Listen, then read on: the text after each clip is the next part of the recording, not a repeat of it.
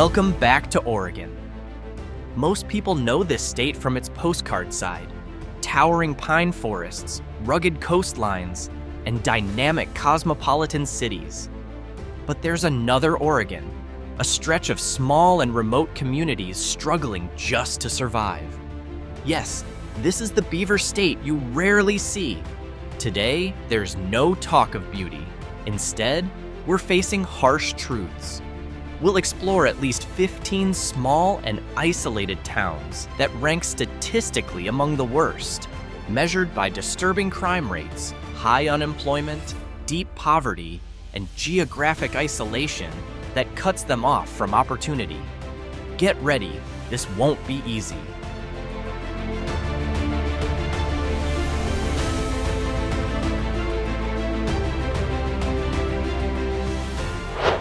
We start this difficult journey at the statistical bottom, Cave Junction. By many measures, from livability to economic health, it ranks as the worst town in all of Oregon. Located in remote Josephine County, Cave Junction suffers from extreme poverty, with one source ranking it second worst statewide. Property here may be cheap, but that's a bad sign, reflecting low demand and a disconnect from regional growth. On top of that, the public schools in this town of 2,000 are severely underfunded, a setup that leaves children and the next generation growing up with limited prospects. Yes, Cave Junction is not just remote, it's economically and socially isolated, a community nearly overwhelmed by the limits that surround it. It's hard to find hope in such bleak data and heavy conditions.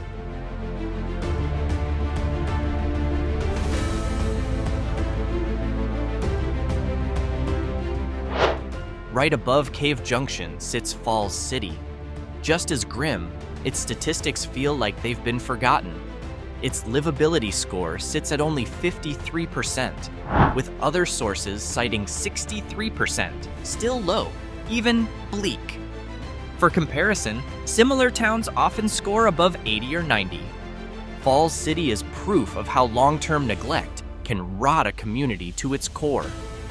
Crime here has spiked to 1,248 per 100,000 people, with poverty at 19.8%, a 6.13% increase in just 1 year. This tiny town fights issues made worse by isolation.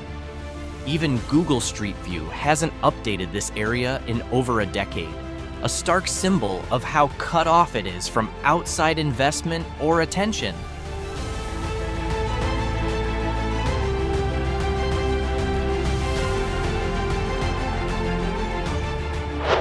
If Falls City didn't make the point, try visiting Spray, a town so remote it's barely a dot on the map. A strange name for such a small place. Unemployment here hovers around 27%, many times higher than the state average. But the most shocking stat is the property crime rate, which soars to 103% above the national average. This speaks directly to economic desperation. People stealing from each other just to get by. Spray's geographic isolation, rarely even covered by street mapping, means the town remains cut off from aid and economic chances that could break this cycle of crime and poverty.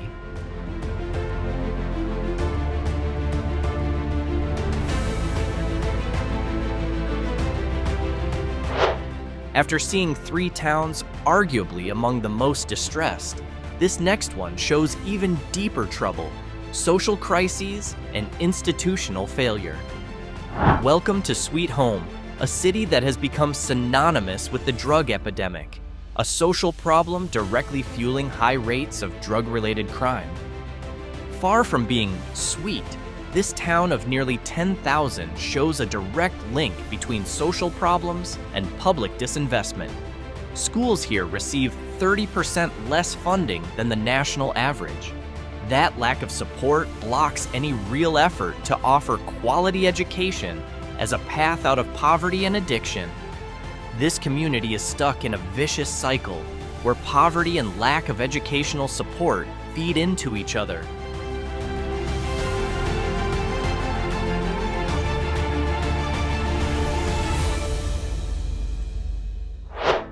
On Oregon's desert side stands Prineville, the historic county seat of Crook County. Located in central Oregon's high desert, it's known as the rock-hounding capital for its gemstones, and a hub for outdoor recreation near Ochoco National Forest and Prineville Reservoir. Yet for its population of over 10,000, Prineville has one of the lowest median household incomes in Oregon and a fairly high unemployment rate. While some major tech firms have built data centers in the area, their positive impact on high-paying jobs for locals has been minimal. Prineville continues to struggle with stagnant wages and a lack of diverse job opportunities, leaving it vulnerable to economic downturns. This is why it's still often labeled a poor farm town, a stigma hard to shake even as modern industries move in.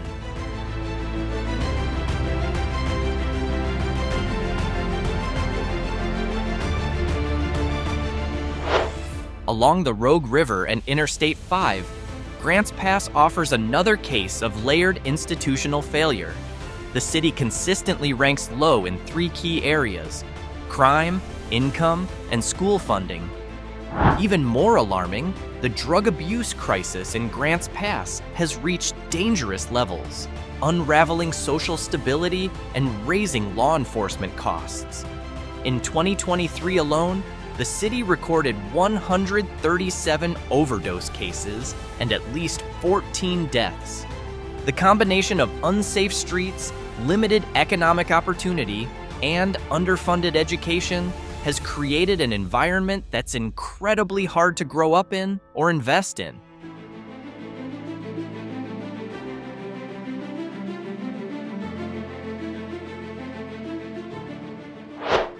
Winston is often overlooked as we drive down A5. It's a small satellite town that never quite developed. The main problem lies in the lack of quality employment. Most locals are underpaid or underemployed. Aside from the local safari zoo, its only notable attraction, there's little economic diversification. That means no major industries, no solid infrastructure, and very few stable job opportunities. Winston is a clear reminder of how difficult it is for small communities to build economic momentum when they function mainly as bedroom towns for larger cities nearby.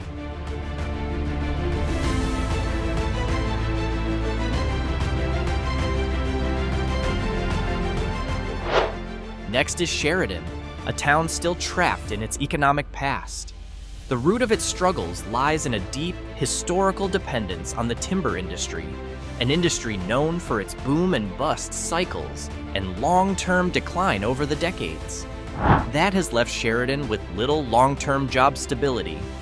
Worse still, Sheridan has some of the lowest public school funding in all of Oregon. With steady jobs becoming rare and schools underfunded, the town faces a serious challenge in preparing its youth. This situation tragically reinforces its socioeconomic limits, keeping the community stuck in a cycle of stagnation that's hard to break.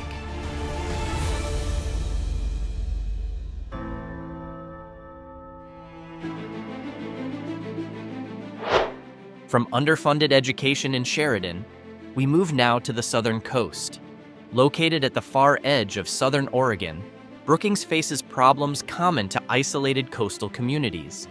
Statistically, crime isn't rare, but the town's issues go far beyond that. It suffers from a limited job market, with few opportunities outside tourism or basic services. As a result, about 1 in 10 residents are unemployed. Worse yet, the city's isolation means specialized healthcare is nearly non-existent, forcing people to travel long distances for serious treatment.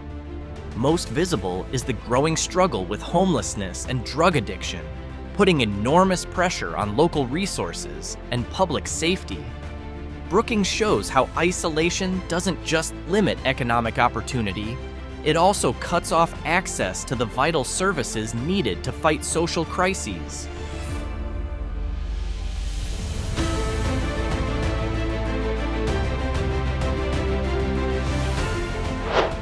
Next is Prospect, a town perched on the edge of Oregon's wild beauty. Though it serves as a gateway to Crater Lake National Park, its scenic surroundings offer little relief from harsh economic realities. Prospect has a very low livability score, just 50, signaling an overall poor quality of life. The town struggles particularly with property crime, which is 77% higher than the national average. This means theft and vandalism are common, a reflection of the significant financial stress among residents. Adding to these social and economic struggles, Prospect sits in a high-risk wildfire zone.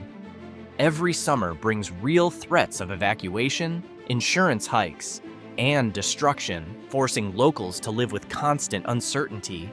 Living in Prospect means battling poverty while staying alert to nature's next strike.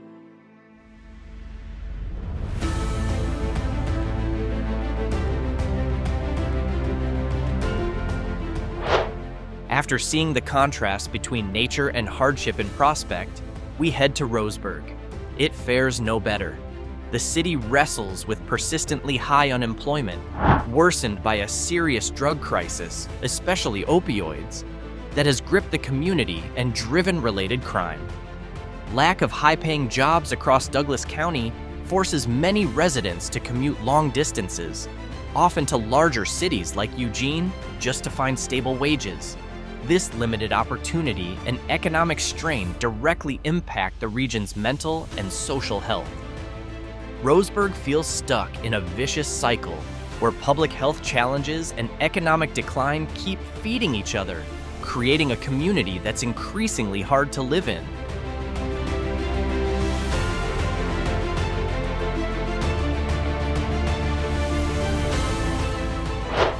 On the coast, Lincoln City offers a different kind of struggle.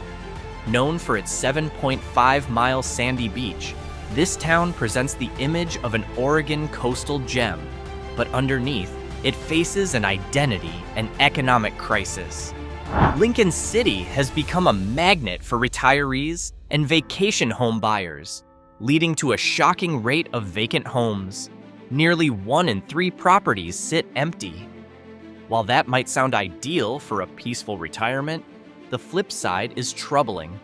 This shift squeezes out younger workers and families. Poverty and crime remain concerns, and many younger residents leave in search of better wages and more economically active communities. In Lincoln City, Postcard beauty clashes with affordability issues, making it a tough place to grow roots if you're not already financially secure.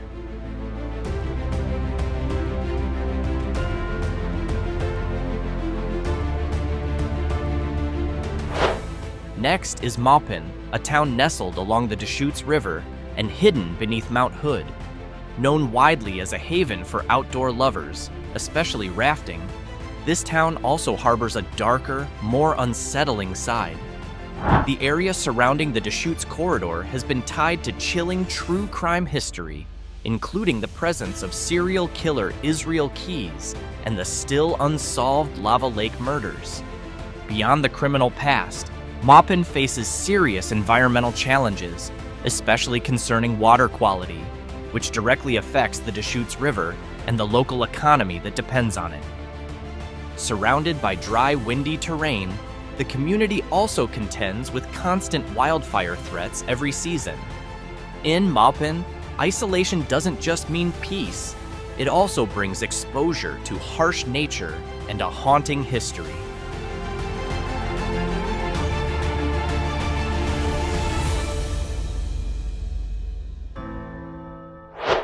Next, we look at Ontario, a gateway town near the Idaho border, expected to be a hub of regional trade.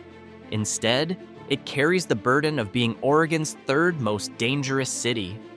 This isn't just a number, it reflects deep financial struggles, with some of the lowest household incomes in the state.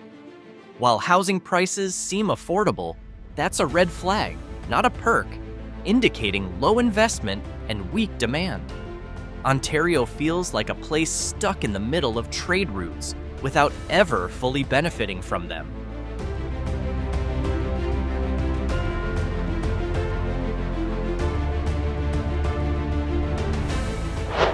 We end our journey with extreme isolation. Jordan Valley sits on Oregon's eastern edge, so far from the state's core that it often feels closer to Boise, Idaho. That remoteness is its core challenge. Despite its tiny population, the town sees serious crime, 69% above average in total and 79% higher in property crime. The numbers are jarring given how small it is. This isolation, combined with harsh terrain and utter silence, makes everyday survival a challenge. Need urgent medical help? The closest hospital is an hour away. Jordan Valley is a place for those looking to disappear, but that escape comes at a steep social and economic cost.